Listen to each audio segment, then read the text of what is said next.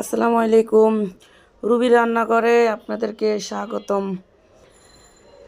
আজকে আমি করে দেখাবো একটা অজানা নামের মাছ ভাজি রেসিপি। এই মাছটার কী নাম আপনারা অবশ্যই কমেন্ট করে জানাবেন। মাছটার কী নাম আমিও জানি না। সমুদ্রের মাছ।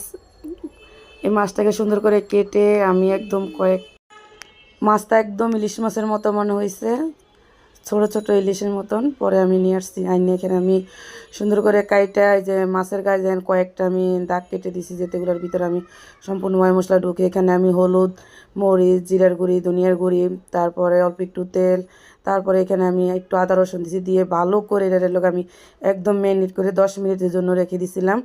একদম ভালোভাবে লোক এটা ম্যারিনেট করতে হবে, একদম পুরো এটার গায়ে মশলাগুলো রেখে সুন্দরভাবে করে লাগাতে হবে। যেহেতু এটা আমি ওই লোক জলে পানি দেবো না এটার ভিতরে, বা পানি জল দিয়ে রান্না করবো না, সেজন্য এইখানে আমি একটা কড়াই বসাই। কড়াইটা যখন তেলটা হালকা গরম হয়েছে তখন এই পর্যায়ে আমি মাছগুলো দিয়ে দিয়েছি। মাছগুলো দিয়ে আমি একদম পুরো লাল লাল হালকা আছে লাল লাল করে একদম ভেজে নেব।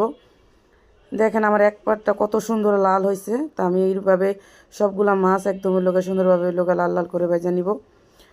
মাছগুলো আমার ভাজা হয়ে গেলে এখানে আমি ওই তেলেই ওই লোকা কিছু পেঁয়াজ আর হলো কিছু কাঁচামরিচ একদম সুন্দর করে হলো ভাজে নেব।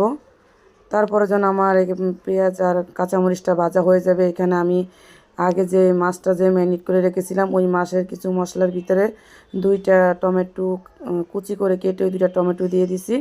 যেহেতু এখানে আমি অন্য কোনো মশলাই অ্যাড করব না, সেজন্য ওই মশলার ভিতরে দিয়েই আমি সুন্দর করে এই পর্যায়ে যেন আমার এই মশলাটা আর টমেটোগুলো একদম গলে যাবে, তখন এই পর্যায়ে আমি ওই লোক মাছগুলো সুন্দরভাবে এখানে আমি একটা একটা করে দিয়ে দিব। দিয়ে অল্প একটু ধনিয়া পাতা কুচি দিয়ে দিব, আর আস্তে আস্তে চুলা অল্প জালে মাছটাকে একদম সুন্দর করে এপাট ওপাট করে আমি টমেটোর সাথে বা মশলার সাথে মিশিয়ে নেব।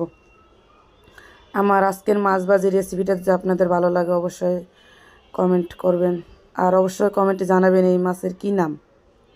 মাছটা অনেক তাজা দিকে পরে আনছিলাম আমি, কিন্তু খেতে একদম পুরো ইলিশ মাছের মতো।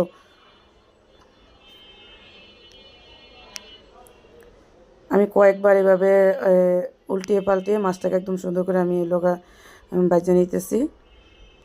এরপর যে আমার মাছটা একদম পুরো ভাজা শেষ, দেখেন কতটা সুন্দর কালার, আর খেতেও খুবই মজা হয়েছে। আল্লাহ হাফেজ।